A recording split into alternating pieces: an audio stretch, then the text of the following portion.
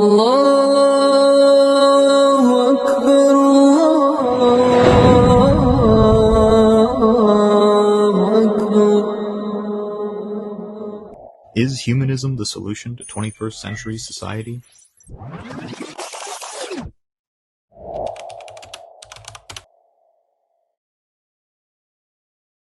History shows a dark side of scientific experiments carried out in the name of science and progress. Some experiments are so unethical it goes beyond comprehension to their lack of humaneness. Plus, it also shows a bloody record of unethical human cleansing or experiments done on humans who are classified as impoverished or second-class citizens, generating an inhumane, unjust system. Humanism emerged from postmodernism that mostly started out in architecture and art, sneaking its way into ethics and philosophy.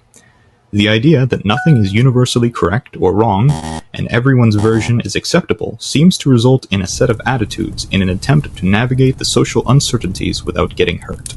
For example, the syphilis experiment used African Americans from lower-class neighborhoods to experiment and research the disease by purposely injecting patients under the guise of prevention, and even going to the extremes of extending the duration of the experiment, preventing treatment, just to see the disease progress and spread even though it led to the death of patients.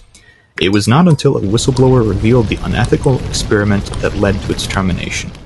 The researcher's perspective is that these people were lower-class citizens, worthy to be sacrificed in the name of science, thus going guilt-free and their crimes unaccounted for, despite purposely injuring masses and taking lives.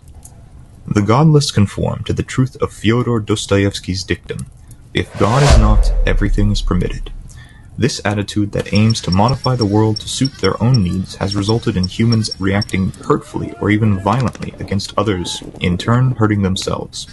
This is seen in the actions of people such as Adolf Hitler, Joseph Stalin, and Mao Zedong, who have collectively murdered more than 100 million people. Another example can be taken from Dr. Philip Nitschke, nicknamed Dr. Death due to his staunch support of assisted deaths. His invention, the suicide pod, is a capsule that releases nitrogen gas to kill a person in under 10 minutes. He advocated that humans have a right to take their lives, aiming to ethically demedicalize the dying process. Concerns were raised regarding the morality of his invention, but his invention recently passed legal scrutiny, making the death device accessible to all. This goes against supporting human lives and thus against humanity. It's irresponsible and does not allow humans to live ethical lives leading to personal fulfillment, essentially going against the definition set out by humanists. What greater good can a dead human being achieve? Such examples prove that human beings are not fully capable of supporting humanity by themselves without an outside source of guidance. The concept of humanism faces various challenges in its application to social development. It is very abstract in application, and it does not take into account the aggressive traits found in human nature as seen earlier. It does not question the cultural factors in the historical process. This shows disregard of culture and an attempt to dominate and influence on a global scale. The absence of a justified system invites vagueness and creates lack of organization harmful to societal development. Therefore, it is illogical and irresponsible to depend solely on human ability to create a universally ethical system that surpasses race and time while supporting humanity. This reveals a dire necessity for a perfect being who can inspire us to follow a just system that is timeless, inclusive of culture and languages.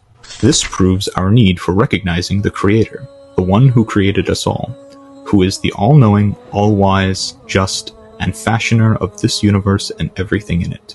While atheists struggle with recognizing the Creator, the evidence of one is spread within us and around us. Think about this. The whole universe runs on a flawless system and in perfect order.